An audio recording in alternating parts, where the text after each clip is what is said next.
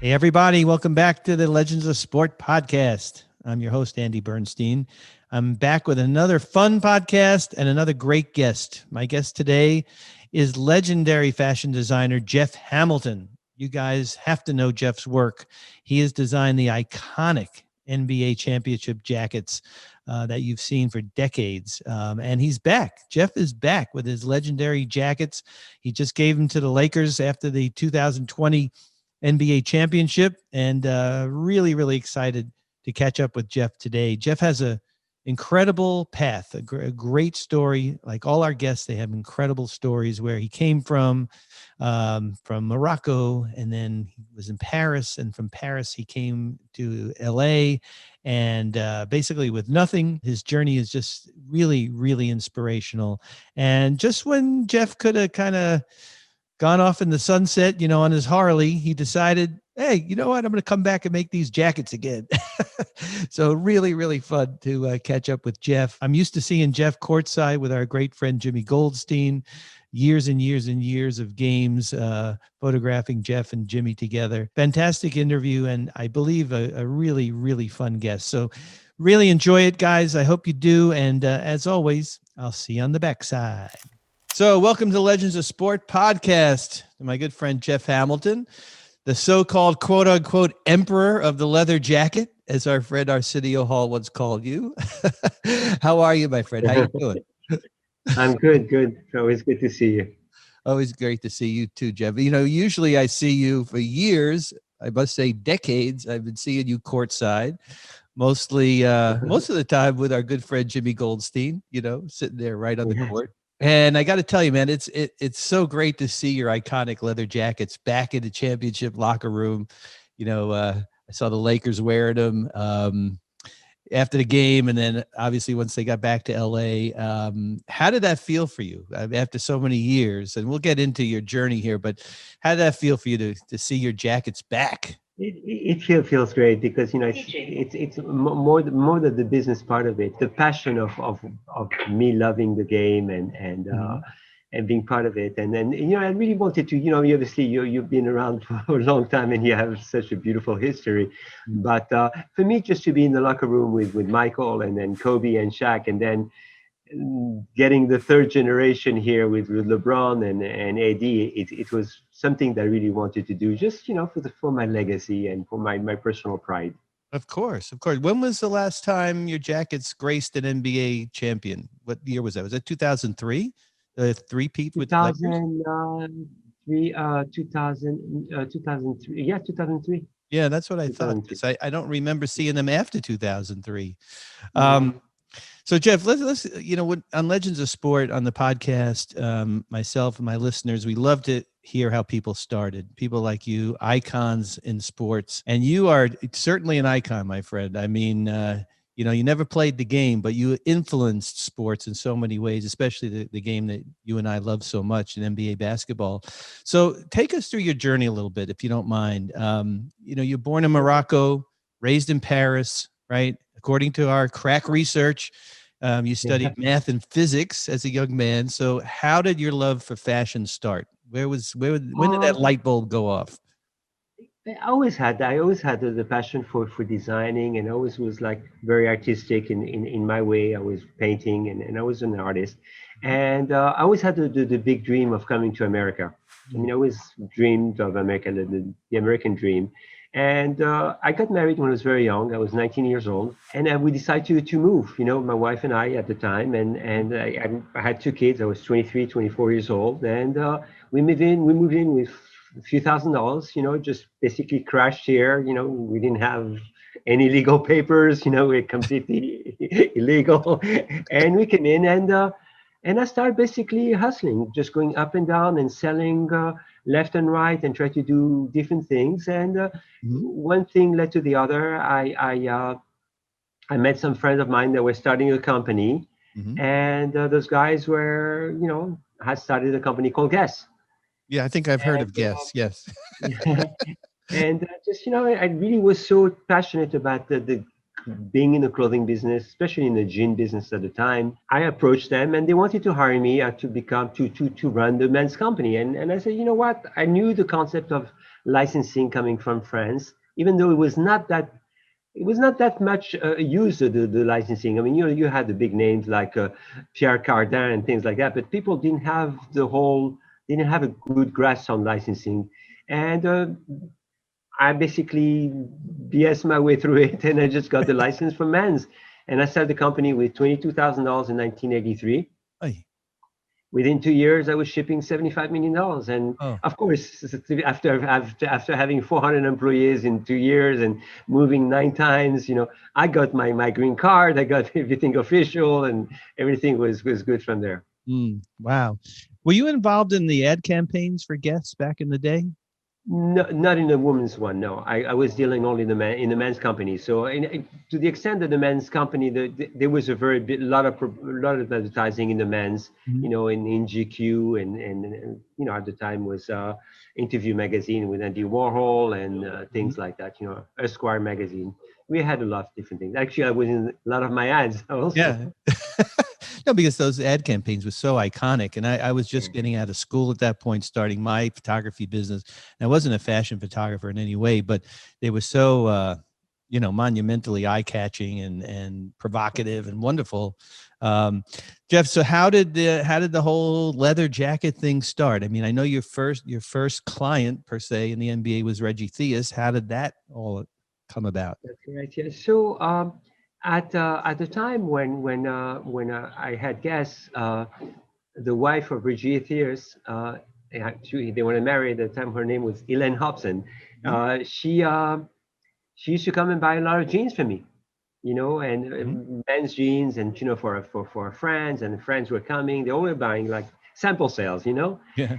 And when I finished with Guess, I mean, I was doing, it was doing really well, and it was like the late '80s, mid '80s, and I was like riding Harleys. My hair was all the way up to my shoulder. I mean, I don't know if you remember with that long hair like that.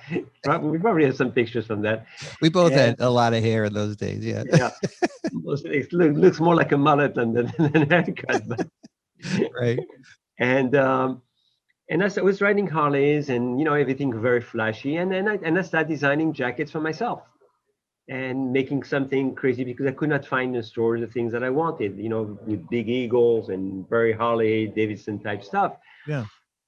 And I had no intention of selling those jackets, but everybody suddenly said, where can we get those jackets? And me being in the business and being in the trade shows at the time at the magic show, everybody wanted to buy my jackets.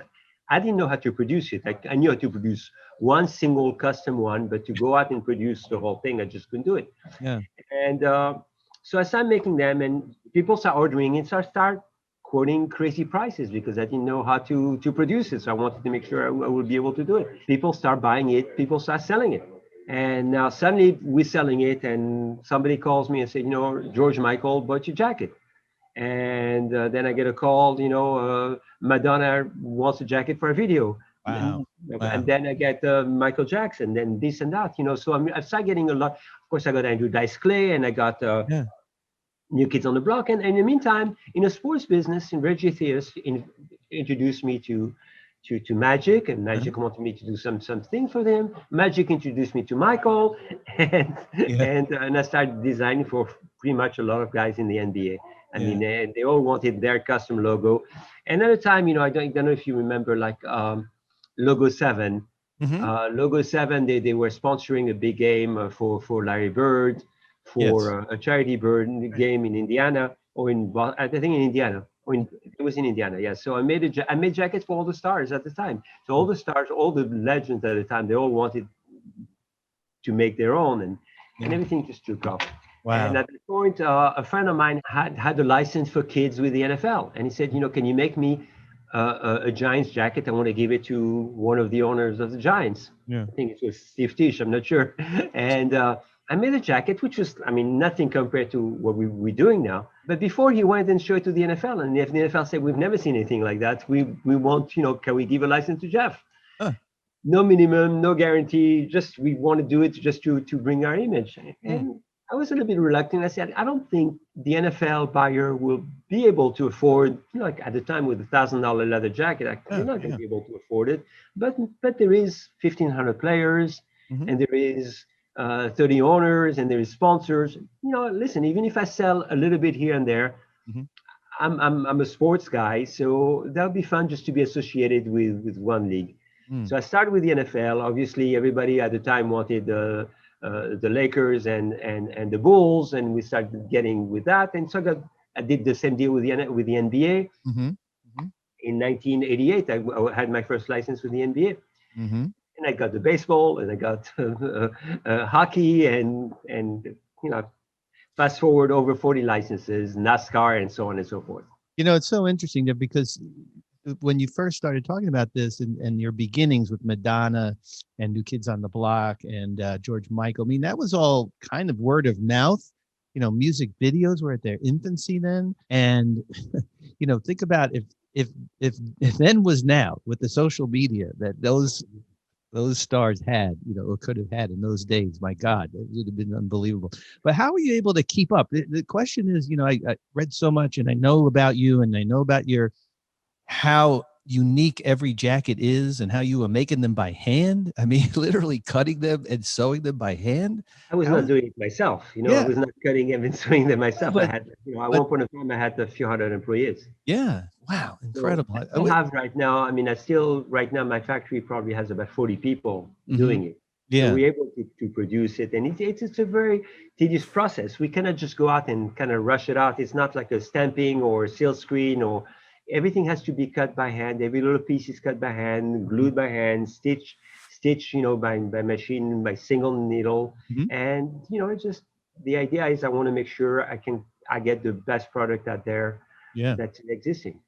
Absolutely. So we were in Barcelona together in '92 with the Dream Team, and you graced the Dream Team with your jackets, right? I Yes. mean, that was an incredible experience. I That, that, remember it. It was that unbelievable, was right?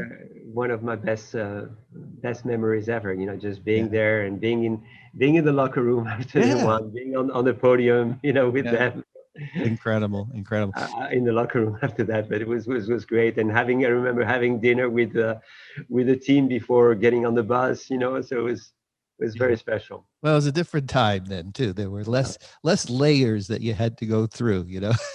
And we Yeah. were all like a family, everybody, Exactly. all of us Exactly. peripheral people, myself, you Yeah. know, even the PR people, marketing. I mean, it was just like a small group. It was wonderful. It was just a great thing. I remember that you met my dad during that whole experience. I don't know if you remember that, but my dad was very taken with you because he had I don't know, he had this Brooklyn kind of thing to him where he loved leather jackets and he always had one. He had one in the army, and he was always enthralled and really loved your work. So I, Yeah, I I remember remember that. a Brooklyn Dodgers jacket. That was a very popular jacket for me. And it's Yes. a Yeah. real vintage, like old worn out Brooklyn Dodgers jacket. Yeah. Hey, I'm wondering, all the designs, are they your designs, you yourself, or does the athlete, the team, do they have input as to what they want, or how does it work? Usually they're my designs, but I'll take input from everybody. Mhm. So let's say I'm right now I'm working a lot with a hip hop community. So I really have a very very strong presence with the hip hop world, and basically they tell me I want this, I have an idea of this, and basically I try to get their thoughts and just try to project it into paper and make and put my touch to it. Mhm. But at the end, it still looks like a Jeff Hamilton jacket. Oh, for sure. I mean, I'm thinking primarily of the jacket you designed for Drake, the Farewell Mamba jacket in Right. 2016, Kobe's last All-Star game in Toronto. Did he have specific, because he's a very obviously Very artistic creative. guy. How much input did he have to that jacket? Oh, he had a lot of input. I mean, he knew exactly what he wanted. Yeah. So the name Farewell Mamba was his. He wanted an image of it. He wanted to have the certain Jordan logos and then Mhm. and I came up with the idea of putting the whole Toronto skyline on it and creating the image and just try to put it together. But that jacket was very unique. I mean, I cannot tell you how many people want to buy that jacket, but I will not redo that jacket. I'll make different versions of that. Yeah. Like maybe I'm trying to come up with a new generation of Kobe jacket maybe for the induction. Mm-hmm. Mm-hmm. Great. And I Great. mean, I'm trying to get like a possibly a partner like a Supreme, just to partner up with them on something like that, Mm-hmm. on a limited edition. And Mm-hmm. but that jacket, I got more publicity on that jacket that between this one and the 50 greatest players, that's probably the two biggest jacket that Yeah. Yeah. Let's talk about that. Was that, what year was that? 96? 97, 97. Okay. So we're in Cleveland. The right? NBA, a panel elected the 50 greatest players. I'm out there. My good friend Nat Butler was in charge of doing the main photo, which was a little stressful. Yeah, I think there were 48 or 49 of the players there, yeah, and yeah. every one of them is wearing a custom Jeff Hamilton jacket. I mean, you must have been just like getting goosebumps just looking at it. Oh yeah, I just looked at the picture before our interview, and I'm blown away about how amazing that was. yeah. No, it was amazing for me. I think Shaq didn't come, I Right. think, and obviously Pete Maravich Be was not there. Maravich. Right. But Yeah. his weather. Right. But wow, what a moment. I mean, Yeah, the I fact mean, that I, they I could, I should have been in that picture. Originally, the deal was I was going to be in yes. that picture, Why in the weren't? middle of all of them. Hold on a But second. That was a my fault, right? no, no, no, that of course not your fault. But I think whoever was handling kind of the coordination of all that Yeah. stuff, they asked me not to put my Jeff Hamilton logo on the sleeve. And I insisted on having my Jeff Hamilton logo on the sleeve. I mean, that was kind of like what I wanted to. Yeah. So they say, okay, you can put it, but you can make it that small. And I said, you cannot put leather all hand cut out with all the little details like Yeah. that. So my logo is about like, 2, 3 Yeah. inches, Yeah. 3 inches. And so they say, no, it's too big, it's too big. So there's nothing they could do. So they punished me and they didn't let me do it. It was Oh okay. man, I wish well, look, not much I could have done in that moment, but No, but it maybe was fine. we'll Photoshop you in. We'll instead of Shaq, we'll have you in the shot. Yeah. Hey, we got the 75-year one coming up. Yes, Believe it I'm or not. working on that. And How? that one of the first thing I spoke to my dear friend Sal Roca, Oh uh, yeah. and I said to him, say when I go back, one of the things I really want to get involved is I want to just make sure we do the 75. If we do the jackets, I mean, I Yeah. want to be the one commissioned to do the 75th jacket because it's kind of like another milestone that I want to accomplish. Well, you and me both, pal. We'll both be there for the 75, and God willing, well, I don't know about the 100, but 75 is good enough. We're not kind of that either. So. Hey, Jeff, let's go back to Kobe for a second, as we were talking about, Drake's iconic jacket in his last All-Star game. And so many of my photos now are being used as renderings for murals going up all over the world, right? Sure, sure. And so many of those murals have your jacket. They're some of Yes, my more iconic photos. And, right. I drive down the street, or my friend Mike Asner, who has the Kobe mural website, sends me photos from Shanghai and Kakistan and Milan and wherever. And Sure. so many, I mean, I don't know, it's just so humbling and wonderful to see, right? It's just so fantastic. I mean, like, there's one not far from here. Like I'm in downtown, and Hmm. there's one right on Mateo Street. Actually, Yeah. that Willie Gold's son had Gabe Gold that did it, and it's a beautiful mural, and it's like that one, that Yes. Yeah. 2001 one, and Yes.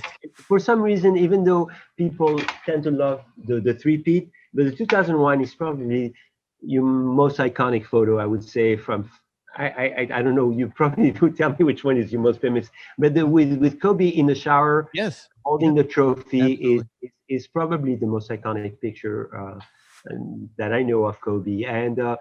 interesting enough, I'm waiting for LeBron to get me the picture with the 2020 Yeah. the 2020 here, Uh-huh. and he told me when I saw him, he came in on Monday. On Tuesday, I saw him and gave him his jacket, and I gave Anthony Davis his as well.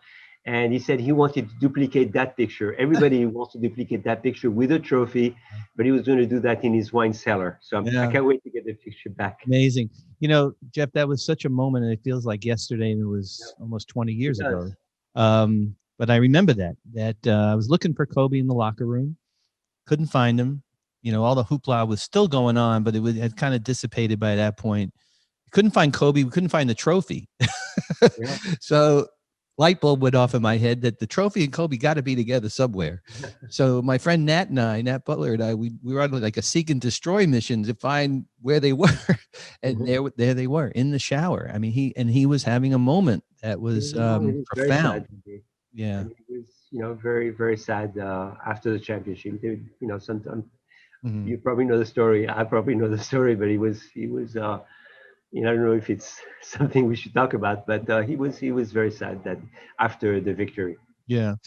Well, it was a lot of emotions going on there, and thank God we had those moments with him. And I'm Yeah. wondering if you have a Kobe story or a moment of pride. I don't want to be private, but something that you haven't talked about before with him. Anything? One that comes to mind was actually, I believe it was in on last Michael's All-Star game. I think it Mhm. was in Philly, Washington, Yeah, Washington, I think you're right. Yes, Philly. Philly, 2002, right? Yeah, I believe so. Yeah. So it was in Philly. I have my passes, like I'm Mhm. hooked up, and I go behind, and I'm taking pictures with all the players, Michael, and I talked to Kobe, and I say, I guarantee you're going to be the MVP. I mean, I predict you're going to be the MVP of the All Star. Yeah. And he said, I'll tell you after that. And he got the MVP. So I think that the following year, I said, I don't want to predict anything, and I'd rather keep on a perfect record. Well, his favorite son coming home to Philly and won it, and he was getting booed his whole career up until that point. Every time he came into Yeah. Philly, they finally cheered him, which was nice to hear, right? Yeah, it was really amazing. I mean, just I remember the first time he came with the Lakers, and we were sitting at the forum, and he Mhm. started playing, and you see how excited and like he wanted to just the way he carried himself, and Yeah. and one thing that I was pleasantly surprised, which I know Michael very well, and I knew Kobe fairly well, but I never realized that they were so close over those years. I mean, Mm-hmm. I thought that there was some kind of a competition between them. I never realized that they were so close after, obviously after the memorial, and when I was very touched by what Michael said and Oh my everything. goodness, yeah, it It was was it was amazing. the most heartfelt. I mean, he and Vanessa at that memorial, I'll never forget. Yeah, And thank God, honestly, that I was tasked to photographing the memorial because I would have been a wreck. I mean, I really kind of kept my focus literally in my camera, but I right. was I was literally tearing up, and it was amazing Yeah, and it was just beautiful. It was a beautiful it was tribute. a beautiful, beautiful Yeah, tribute. And yeah. So, and yeah, to this time, I mean, everybody, I mean, just everybody wants still the old jackets. Everybody yeah, still wants the Kobe jackets, and that and yeah, yeah. Well, yeah, I want to talk a little bit right now about the intersection of fashion and sports, okay? Because I think it's safe to say, and I am not an expert in any way in fashion. I know a little bit about sports, but I think it's safe to say that before you came on the scene with, the Reggie Theus and then Magic and then MJ and the Dream Team and your iconic jackets, that fashion, at least in the NBA, wasn't they didn't really cross paths very much. I mean, you did have exceptions like the great Clyde Frazier and his iconic style in the 70s, but it wasn't a thing, right. like it is now. Do you feel like you were somehow responsible or contributed to the importance of fashion in the NBA, at least now? I think the culture was more responsible than myself. I mean, if I contributed a little bit, I would be very flattered. But I really Hmm. believe that the evolution of fashion in the marketplace, from the late 80s, 90s, and Hmm. we became America became one of very strong force in fashion, where before it was nothing. Hmm. If I had a little bit to do part of it, I mean, I think I did a big part of it when I had guests, Hmm. because we introduced something to the market and to the culture. I mean, for me, I mean, the biggest compliment is when people say, you've contributed so much. When I go to the Grammy Museum and I see my jacket in the Grammy Museum, and or in the Smithsonian Institute, where I have some of my jacket, Uh, for me, it's very special, and I think that there is a big correlation with my jackets and art. As you well know, I'm an artist, and I own an art show as well. mhm. And the fact that I went out and I start in early 90s, start signing every single jacket, and numbering them and dating them and putting the date of the moment. It seems that we cross where fashion became kind of an art piece, and people look at it. And I realized that when people telling me I own three of your pieces, Mm. people didn't tell me I own three of your jackets. Yeah. Very rarely. I mean, if you own, I own three of your pieces, and I realized very quickly that people don't know when Michael would win in 198 or Kobe in 2001, 2000, 2001, 2002. In the middle of the summer, we sell hundreds of jackets, Mm. and it was 100 degrees everywhere. So I realized very quickly that people don't buy my jackets because they're cold. Mm. People want buy my jackets because they want to make a statement. They want to capture a moment in time and a memento. I mean, a lot of people that I meet telling me they have their jackets on hanging on their wall. Yeah. Unbelievable, right? Is that amazing? So it's very flattering for me to Yeah. know that I am able to contribute something to and give happiness to people like that. Yeah. Well, did that, I mean, it had to be, in your subconscious that you are creating a cultural iconic something that will live on forever, a piece of art. I mean, maybe you didn't look at your jackets as a piece of art. You looked at them as somewhat functional and and also, fashion, but to have it elevated to the stature of art, I mean, an incredible byproduct of what you've set out to do, but how incredibly rewarding. And the fact that it's a legacy and will live on forever. Through my And photos too, my photos of your jackets, of the guys wearing them and the moment that it happened, it's very humbling to me, quite frankly. yeah, Yeah. that's great. Thank you. But obviously, the last few years with social media, it has been a big resurgence. When Mm-hmm. the biggest flattery is when a 20-year-old kid, knows about my jackets. I mean, and the last time I made my jacket in my championship jackets was in 2003. So Yeah. I was 2 years old. Yeah. Yeah. Yeah. To know that I have an influence on that, it's very humbling. Hmm. So Jeff, what happens now? I mean, are the jackets back? I mean, are Jackets are back. okay. The NBA jackets are back. I'm working on a couple of other licensing deals, Okay. and also I'm launching a whole lifestyle Jeff Hamilton brand Mm, with different product, not only the very high end, but like more commercial. Basically, I'm doing takedowns of those jackets. I have a lot of partnerships going on. I have ongoing collaboration with Mitchell and Ness. mm, We're doing a bunch of different things. We're going to be issuing a lot of different, even the jerseys. We're going to do some leather jerseys and things like wow. that, and more unique pieces. Mm, We did a couple of collaborations with Chinatown Market and Advisory Board Crystal. We're talking to a lot of. I mean, hopefully, we'd love to do that Supreme deal, and that just we want to. I keep on going. I'm nonstop.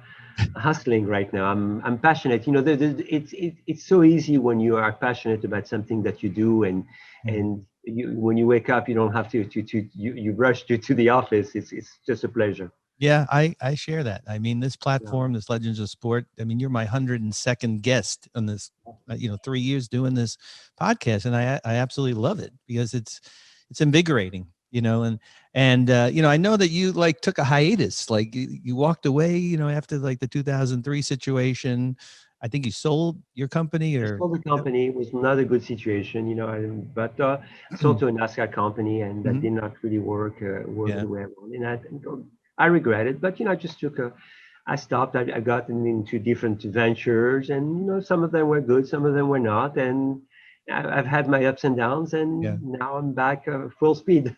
But point being, Jeff, is like you could have retired, right? I mean, you could have got off in the sunset on your Harley, enjoyed the fruits of everything that you earned and created over the years. But now it's like a second life almost for you. That's faced me. I mean, being creative and seeing Yeah, my jackets on.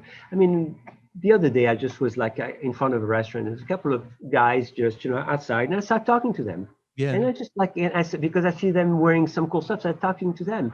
Uh, and they say, "Oh my God, you're Jeff Hamilton." I mean, I mean, I don't look at myself anybody anything special. yeah. And they say, "We just ordered two jackets from you on the website."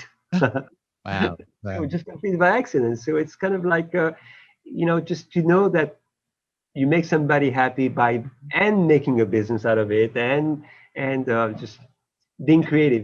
Being creative is the most fulfilling thing that you can get. Yeah, so There's no that's so price to it. incredibly inspiring. I got to tell you, my friend, it really is because, like I said, you could have just walked away and totally, have created something that the legacy is not going to ever fade. It's only going to enhance as years go by, but yet, you had this desire to keep working. That's fantastic. Can you tell me a little bit about your art trade show, your street art auction, the Jeff Hamilton studio? Sure. Just get everybody up to speed. I'm really concentrating on I own a show called Street Art Fair. A Mhm. few years back, I just went out and I saw that there was a void in the street art business, that they didn't have a trade show that could showcase the artists directly. So it kind of took a little bit of different format. I didn't go through the venue of getting galleries. I went directly to the artist to give an opportunity to all the emerging artists. Mhm. And fast forward now, obviously, COVID, we're a little bit handicapped, but I partner up with LA Weekly, Mhm. and the next show is going to be planning to be in January, but we're still kind of on hold. But we're going to do it at the Peterson Museum. Okay. Peterson Car Museum. Okay. And we have about 150 artists that's going to display their art. Hmm. And it's going to be a 3 day event. And it's just for me, again, it's not a business venture, kind of like, I mean, you, of course you make money, but Mhm. it's really the passion of being there and being involved in the world of art. I love art. I have a very large collection of art, and I'm still producing some art pieces myself. So Well, I would love to be involved with that in any way. I mean, just even sure, to promote it on the podcast and on our social media. So let me absolutely. know. Keep me posted on that because I'll come Absolutely. down and if you want me to interview some artists or yourself, on site, that would be fantastic. That'd be That'd be great. great. Maybe you could have some of your images on display if you Yeah, wanted that to. would be fantastic. I've been meeting a lot of these local muralists here in LA because we are doing a project documenting the murals and the artists behind them, the photographers, myself, and others that have contributed and inspired these murals, the Sure. building owners, who allow and want the murals, and the Yeah. thread of the love for Kobe that and Gigi that just goes, through Unanimous. everybody. Yeah. Yeah, Yeah. and it's so wow, it's amazing. And I remember like in 1987, you gave me a beautiful, one of a kind picture of Michael when he was dunking the ball, like in the sunset, something was. I remember that, but he wasn't wearing a Jeff Hamilton jacket. He's So not that, wearing a Jeff Hamilton jacket. He was playing basketball. what's been fun is that my researcher Veronica and I have been going back and looking through the files, and a lot of stuff is on Getty that I shot for the NBA, but we've been going deep into trying to find, pictures that I used to print from slides and send to you or Jimmy or Yes. anybody. So Yes. Yes. that's been a blast trying to find that. I remember when in 2000 when it was like I still have that picture. I think it's on my Instagram with Kobe and Shaq, and I'm in the Yes. middle, all three of Yeah. us wearing the jacket. And Yeah, you have that on your website. That's I do have it. yeah. Yes, I do have We it. might actually have to steal it off your website to promote this podcast, but I hope that's So of okay. course, I won't charge you any royalties. Jeff, I got to tell you, man, it's been such a pleasure knowing you all these years and being Likewise. around somebody who is, I mean, I've always thought of you as like the ultimate optimist. You've always been incredibly outgoing and friendly. And it's no wonder that athletes and artists and incredible musicians have all gravitated to you because your personality is so engaging and your creativity is just, beyond belief. So I wish you well with this resurgence, I guess second life of the emperor of leather jacket business. Thank you so much, Andy. I feel the same way about you. You've always been so great and so gracious to me over the years. Well, thank you, my friend. I'm glad that I was there to sort of see this next wave of jackets come in, and the one behind you. That's just And we have fantastic. many, many years together, Yes, sir. courtside, and at all those All-Star game and all those finals still to be together. Yeah, yeah. We got the 75th anniversary. That's especially a good one to look forward That's to. going to be in Cleveland again. It is. That's right. When is that? Next year? 2 years? I don't even know when it's supposed to be. We're in 2022, so God willing, and knock on wood. willing by then, hopefully everything will be behind us. Yeah. Well, listen, man, stay well, most of all, and we'll get through this pandemic. We'll be back on the court together at some point somewhere. And you in your usual spot, usually next to Jimmy. And really great catching up with you. Thanks for being a guest Thank you today. so much, Andy. Have a Okay. good day. You too, pal. Thank Bye. you. Well, I hope you guys enjoyed that interview with Jeff Hamilton, a true icon of fashion and a true legend of sport. The intersection of sports and fashion, I think you can point to a few moments in time that happened. And I think Jeff is one of those people, one of those moments in time, because when those leather jackets came rolling out and people got to see them and how special they were, he couldn't make enough of them. And he talked about how in demand they were, how special they were, what they meant to the players at the time, and now what they mean to the history of the game and history of sports. What a wonderful guy. And I commend Jeff for hanging in there. You know, he's had a few twists and turns in his career and in his life. And just when he could have hung it up, he decided, hey, I'm coming back. So we have some more great jackets to look forward to, and a lot of other things that Jeff is doing with his street artists and with his gallery and all the things he's giving back to the art community. So stay tuned for that, because we'll be promoting all of that on our podcast and on our social media. So thanks again to my great researcher and producer, Veronica Ahn. Thanks to all of you for listening and continuing to support the Legends of Sport podcast and our social media. Don't forget, you can find us on Instagram at Legends of Sport, on Twitter at legends_of sport. Our blog is legendsofsport.blog. And of course, our TikTok and YouTube channels, Legends of Sport. My photography can be found at ADB Photo Inc. We are coming to you every 2 weeks now with a new podcast with a new guest. I'm enjoying it, just like I always have. We have some great guests lined up. And keep tuning in, folks. Tell all your friends. Keep downloading, rate and review, and we'll be back with you in a couple of weeks with another great episode of the Legends of Sport podcast. Until then, you know what I'm going to say, right? Stay safe, stay well, and wear your mask.